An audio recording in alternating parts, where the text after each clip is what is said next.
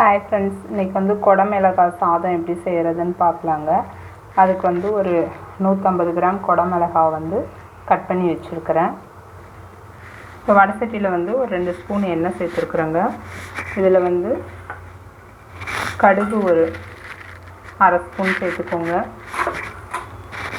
உளுத்தம்பருப்பு ஒரு அரை ஸ்பூன், கடலைப்பருப்பு ஒரு அரை ஸ்பூன், 2 வரமிளகாய், ஒரு கொத்து கருவேப்பிலை,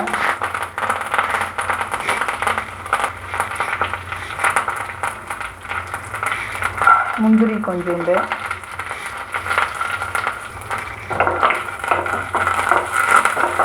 இதெல்லாம் ஃபஸ்ட்டு இந்த எண்ணெயில் வந்து வறுத்து வச்சுங்க. இப்போ இதில் ஒரு வெங்காயம் சேர்த்துக்கோங்க.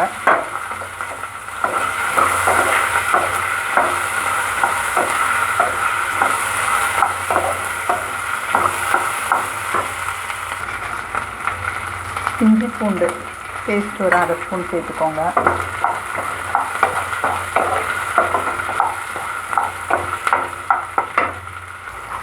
இப்போ இதில் வந்து தேங்காய் கொஞ்சோண்டு திருவி வச்சுருக்குறேங்க.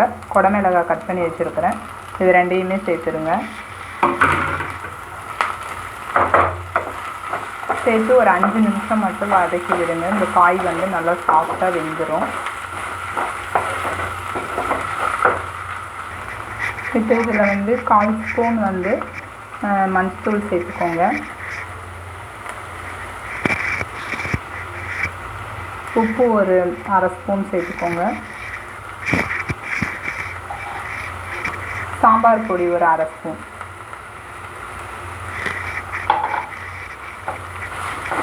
சேர்த்து வதக்கி விடுங்க.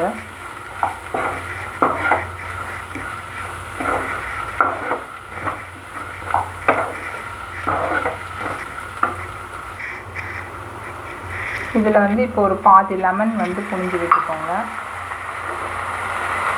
கொத்தமல்லி தழை சேர்த்துக்கோங்க.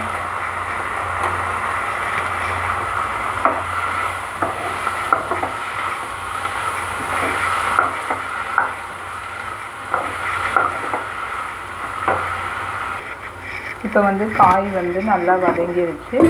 இப்போ இதில் சாப்பாடு வடித்து ஆற வச்சதாங்க இந்த சாதத்தை சேர்த்து நல்லா கிண்டிக்கலாங்க. வடித்து ஆற வச்ச சாதத்தை போட்டு நல்லா இந்த அளவுக்கு ஈவனாக கிண்டி வச்சுக்கோங்க. குடமிளகாய் சாதம் வந்து ரெடிங்க. இதை நீங்களே செஞ்சு பாருங்கள். இது சிம்பிள் ஒரு ஈஸியான ரெசிபி தான். இந்த சேனல் பிடிச்சிருந்தால் லைக் பண்ணுங்கள், ஷேர் பண்ணுங்கள், சப்ஸ்கிரைப் பண்ணுங்கள், பெல் பட்டனை கிளிக் பண்ணுங்கள். தேங்க்யூ.